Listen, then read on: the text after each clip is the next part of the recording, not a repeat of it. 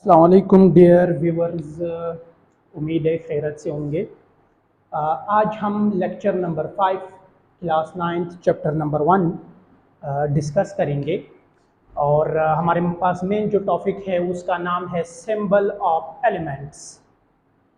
कल हमने classification of matter को डिटेल से पढ़ा। इसमें हमने प्योर सब्सटेंस में कंपाउंड और एलिमेंट को डिस्कस किया था। आज हम एलिमेंट्स को थोड़ा और डीपली पढ़ेंगे कि एलिमेंट्स के अंदर और क्या क्या चीज़ें हैं। हमने एलिमेंट्स को कुछ इस तरह डिफ़ाइन किया था कि हमारे पास वो प्योर सब्सटेंस जिसके अंदर जितने भी एटम्स हैं वो सारे के सारे सेम हो, आइडेंटिकल हो, एक जैसे हो, उस प्योर सब्सटेंस को हमने एलिमेंट्स का नाम दिया था।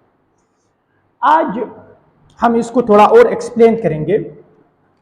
स्टूडेंट्स, हमारे पास जो टोटल एलिमेंट्स है पीरियोडिक टेबल के अंदर, जो टोटल एलिमेंट्स है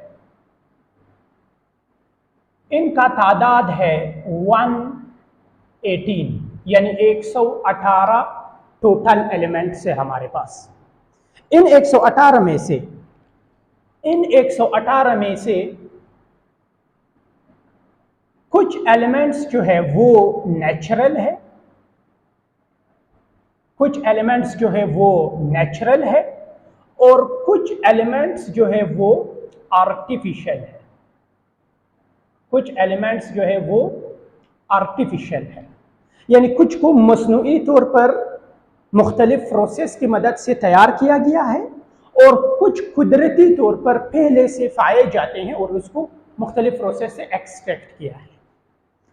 अब ये जो एलिमेंट्स है जो नेचुरल है, इनका तादाद हमारे पास है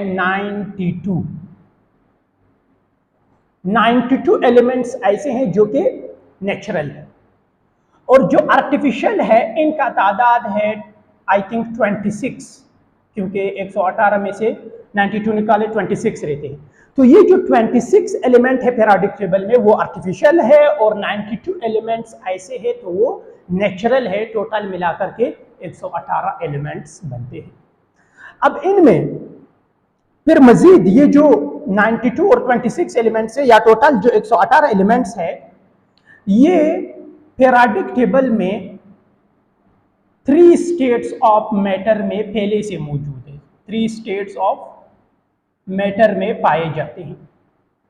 ये पहले से इसी तरह इसी कंडीशन में मौजूद है पीरियोडिक टेबल के अंदर, तीनों स्टेट्स ऑफ मैटर में है। इनमें से कुछ ऐसे हैं जो कि गैस फॉर्म में हैं, कुछ ऐसे हैं जो कि लिक्विड फॉर्म में हैं और कुछ ऐसे हैं जो कि सॉलिड फॉर्म में हैं। तो तीनों फॉर्म में ये पाए जाते हैं पीरियोडिक टेबल में, ये 118 एलिमेंट्स। इनमें से ऑलमोस्ट तकरीबन 11 एलिमेंट्स ऐसे हैं जो कि गैसेस फॉर्म में हैं। 11 एलिमेंट्स ऐसे हैं जो कि गैस फॉर्म में हैं। इनमें से नोबल गैसेस सारे के सारे जो कि ग्रुप 8 से इनका ताल्लुक है, और साथ ही साथ में हाइड्रोजन, हेलियम, ऑक्सीजन, नाइट्रोजन और इसी तरह फ्लोरीन, इसी तरह क्लोरीन, ये एलिमेंट्स है। और नोबल गैसेस जितने भी है, नोबल गैसेस, ये सारे के सारे टोटल 11 एलिमेंट्स बनते हैं। ये 11 एलिमेंट्स ऐसे हैं जो मैटर के गैसेस स्टेट में मौजूद है। एलिमेंट है लेकिन गैस स्टेट में। इसी तरह तकरीबन 2 एलिमेंट्स ऐसे हैं जो कि लिक्विड स्टेट में है, और इनमें से एक Hg मरकरी है और दूसरा ब्रोमीन है, और दूसरा Br ब्रोमीन है। इनमें ब्रोमीन का जो ताल्लुक है वो ग्रुप नंबर 7 जिसको हम हैलोजन फैमिली कहते हैं, और मरकरी का ताल्लुक डी ब्लॉक में ग्रुप नंबर 2b से है। 2b से इसका ताल्लुक है। इसका ताल्लुक ग्रुप 7 C ब्लॉक में हैलोजन फैमिली, और इसका ताल्लुक 2b से है डी ब्लॉक में मौजूद है। तो ये मरकरी, Hg और ब्रोमीन जो है, ये दो ऐसे एलिमेंट्स हैं जो कि पीरियोडिक टेबल में लिक्विड स्टेट में पाए जाते हैं। और इसी तरह तकरीबन बाकी जितने भी रह गए, आई थिंक 105 एलिमेंट्स रहते हैं, ये एलिमेंट्स फिर हमारे पास सॉलिड स्टेट में है। और ये ग्रुप फर्स्ट में भी है, एस ब्लॉक में भी है, पी ब्लॉक में भी है, डी ब्लॉक में भी है, एफ ब्लॉक में भी है, सब में ये डिस्ट्रीब्यूट है। तो ये 105 एलिमेंट सॉलिड, 2 एलिमेंट्स लिक्विड और 11 एलिमेंट्स ऐसे हैं जो कि गैस स्टेट ऑफ मैटर में पाया जाता है। नेक्स्ट हमारे पास हमारा जो मेन टॉपिक है, उस टॉपिक का नाम है सिंबल्स ऑफ एलिमेंट। अब सिंबल्स क्या है? सिंबल्स क्या है हमारे पास?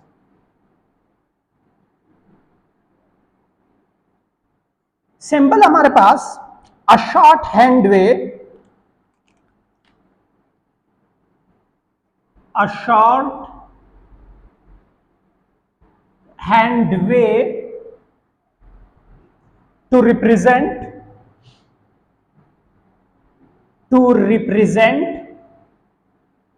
represent element is called symbol, symbol क्या है? A short hand way to represent elements, a short hand way to represent elements is called symbol। वो शॉर्ट वे जिसकी मदद से हम एलिमेंट को जाहिर करते हैं, उस शॉर्ट वे को क्या कहते हैं? सिंबल्स कहते हैं।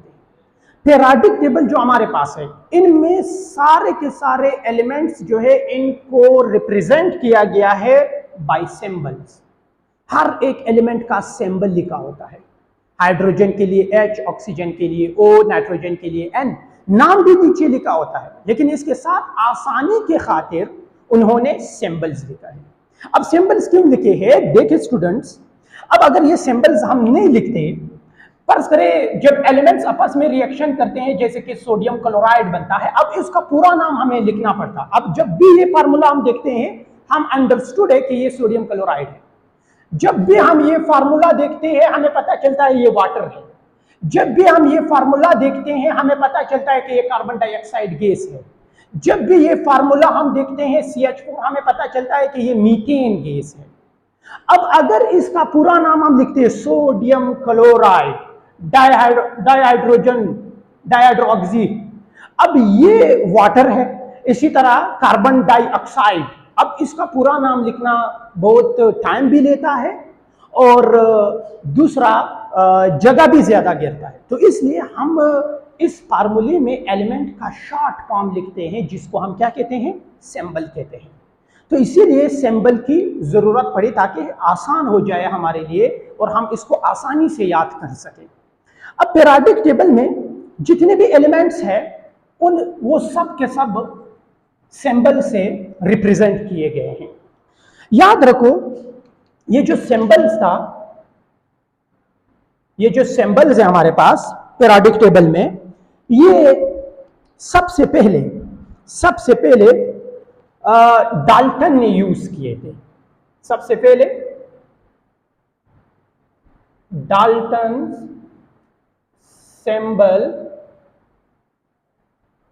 सिंबल्स सिस्टम, सबसे पहले ये काम डाल्टन ने भी किया था अपने दौर में। वो भी एलिमेंट्स के लिए सिंबल यूज कर रहा था। डाल्टन ने एलिमेंट्स के लिए सिंबल जो है, उनके अल्फाबेट्स में से, उनका नाम में से लेटर को यूज नहीं कर रहा था। हम तो आजकल लेटर यूज करते हैं। नाइट्रोजन, हाइड्रोजन के पूरा नाम में से, इसमें से 1 लीटर हाइड्रोजन H हम उठा लेते हैं और ये इसका सिंबल बन जाता है। ऑक्सीजन के पूरे नाम में से हम सिर्फ O 1 लीटर उठा लेते हैं, ये इसका सिंबल बन है। डाल्टन इस तरह नहीं कर रहा था। डाल्टन कुछ स्पेशल सिंबल यूज कर रहा था। फर्ज करें डाल्टन जब कार्बन के लिए सिंबल यूज कर रहा था तो वो सी नहीं लिखा, बल्कि एक इस तरह साइन बना करके, सर्कल बना करके इसको पूरा फिल अप करता। तो ये सिंबल था किस चीज के लिए? कार्बन के लिए। इसी तरह डाल्टन जब हाइड्रोजन के लिए सिंबल यूज कर रहा था तो डाल्टन कुछ इस तरह सिंबल यूज कर रहा था, सर्कल और इसके अंदर डॉट। ये डाल्टन ने यूज किया था हाइड्रोजन के लिए। इसी तरह डाल्टन ने सल्फर के लिए एक सिंबल यूज किया था, लाइक दिस। ये सल्फर के लिए यूज किया। इसी तरह डाल्टन ने आयरन के लिए ये सिंबल यूज किया। आयरन के लिए ये सिंबल यूज किया था, बीच में आई लगाया। इसी तरह डाल्टन ने ऑक्सीजन के लिए फिर ये सिंबल यूज किया था, जस्ट एक सर्कल था और वो शो कर रहा था ऑक्सीजन। कॉपर के लिए डाल्टन ने ये सिंबल यूज किया था, सर्कल और इसके अंदर सी, कॉपर। तो मुख्तलिफ साइंटिस्ट ने, सबसे पहले डाल्टन ने ये काम किया था, उसने भी एलिमेंट्स के लिए सिंबल्स रखे थे। इस तरह बहुत सारे हैं, बहुत सारे मौजूद है जो कि हम सबको याद नहीं कर सकते। ये कुछ हमने याद किए हैं कि हमारे पास इस एलिमेंट्स के लिए क्या क्या सिंबल यूज होता है। तो ये डाल्टन ने अपने दौर में ये सिंबल्स यूज किए, इससे ये पहचानता था कि ये सल्फर है, ये ऑक्सीजन है, ये कार्बन है, ये हाइड्रोजन है, ये आयरन है और ये कॉपर है। फिर इसके बाद जो आजकल हम पीरियोडिक टेबल में लीटर यूज करते हैं सिंबल्स के लिए, ये काम एक दूसरा साइंटिस्ट है जिसको हम कहते हैं बर्जीलियस। ये काम बर्जीलियस ने किया है, Berzelius symbol system, symbols system. ये काम इसी ने किया है, बर्जीलियस ने किया है। तो बर्जीलियस ने भी हमें सिस्टम दिया है, किस चीज के लिए? सिंबल्स के लिए। तो आजकल जो हम यूज कर रहे हैं वो बर्जीलियस सिस्टम है सिंबल्स के लिए, सही है, पीरियोडिक टेबल में जो मौजूद है। बर्जीलियस ने क्या किया? बर्जीलियस ने कहा कि पहला रूल इसका यही है कि हम for some elements we can use only 1 liter from their name as a symbol, इसने क्या किया? इसने कहा कि कुछ एलिमेंट्स के लिए हम उसके पूरा नाम से एक ही लीटर को, और वो पहला लीटर होगा, एक ही लीटर और वो पहला लीटर होगा, उसको यूज करेंगे as a symbol. And he must B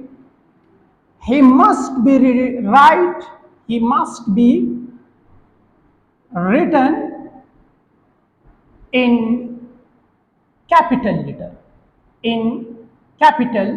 litre, और वो कैपिटल लीटर में लिखना चाहिए।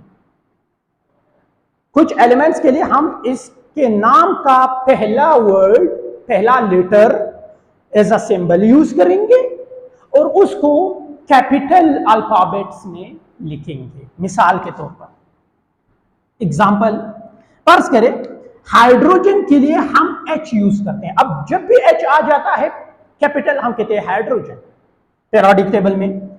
ऑक्सीजन के लिए O, नाइट्रोजन के लिए N, इसी तरह फ्लोरीन के लिए F, इसी तरह कार्बन के लिए C, ATC। इसको हम यूज करते हैं एज अ सिंगल लीटर, जो कि इसका सिंबल के तौर पर यूज होता है। इसी तरह पॉइंट नंबर 2, बर्जीलियस ने क्या किया? पॉइंट नंबर 2, बर्जीलियस कहता है for some element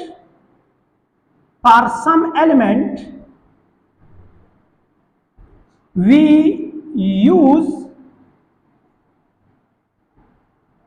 its first and second letters from their name as a symbol, और साथ में दूसरा पॉइंट, दूसरा रूल ये रखा कि कुछ एलिमेंट्स पर फिर ये पहला लेटर परफेक्ट नहीं होता है। अब पर्स करें, कहता है कि अगर आप, इधर एग्जांपल सुनो, अगर आप हाइड्रोजन के लिए H और साथ में एक हीलियम है उसका भी पहला लेटर H है, फिर तो कंफ्यूजन है ना। अब हम किस तरह इसको पहचानेंगे कि ये हाइड्रोजन के लिए H है और ये हीलियम के लिए H है, तो कंफ्यूजन हुआ। इसी तरह कार्बन C और काफर के लिए भी C, कैल्शियम के लिए भी पहला वर्ड C है।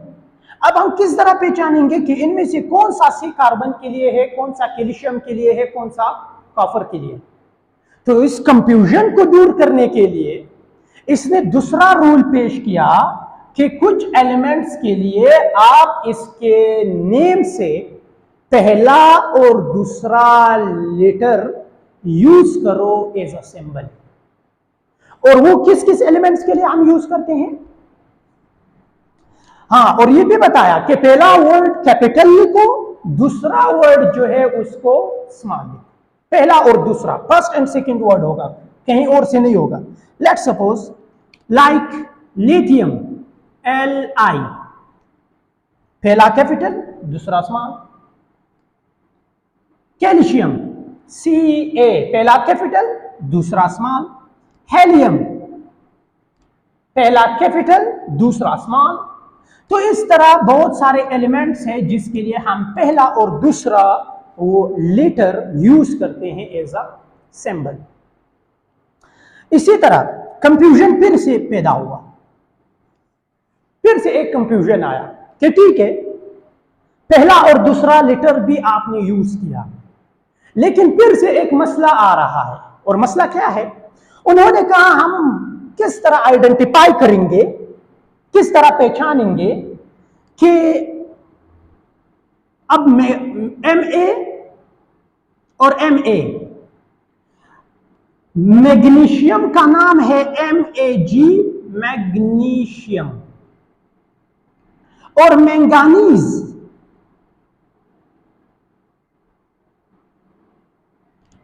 इन दोनों में पहला और दूसरा वर्ड जो है वो Ma है। अब अगर इसका सिंबल हम ये वाला रूल अप्लाई करें Ma, तो इसके लिए भी Ma होगा। अब हम किस तरह पहचानेंगे कि इनमें से कौन सा Ma मैंगानीज के लिए है और कौन सा Ma मैग्नीशियम के लिए है? ये फिर से एक कंफ्यूजन क्रिएट हुआ। इसी तरह हमारे पास क्लोरीन है,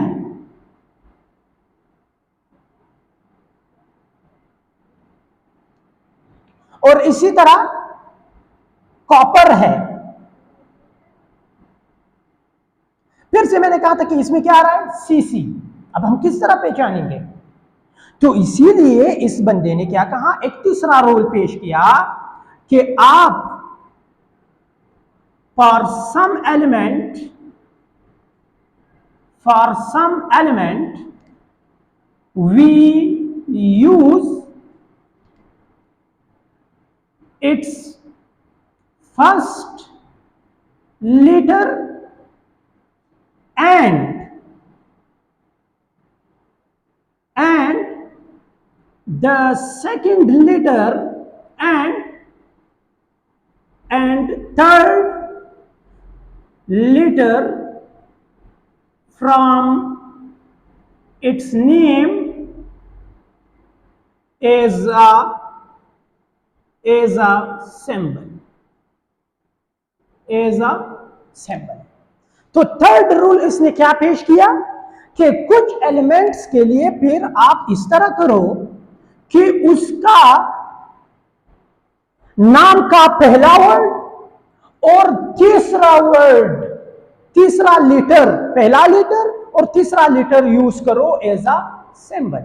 एग्जांपल पर्स करें हमारे यहां पर सम एलिमेंट्स के लिए लास्ट जो पॉइंट है सोडियम के लिए Na, तो वो इसके लैटिन नेम नेट्रियम से निकला है, वहां से लिया गया है। इसी तरह दूसरे नंबर पर हमारे पास है मरकरी, Hg हम लिखते हैं इसका सिंबल। अब ये कहां से लिया गया है? ये Hg इसका वैसा है नहीं, ये हम मरकरी के लिए यूज करते हैं।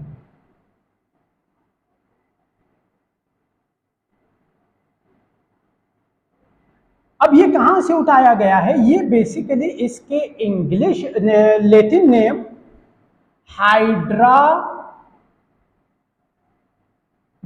से निकाला गया है। हाइड्राजीरियम से उठाया गया है। तो ये हाइड्राजीरियम इसका ग्रीक नेम है, बोलेंगे इस नेम से असेंबल इसी नाम से उठाएंगे Hg, और जब के कॉल करेंगे बोलेंगे इसको किस नाम से? इंग्लिश नाम से मरकरी। मरकरी इस इंग्लिश नेम। इसी तरह गोल्ड के लिए हम इसको गोल्ड कहते हैं, लेकिन इसका जो सिंबल हम यूज करते हैं वो AU यूज करते हैं। अब AU कहां से आया?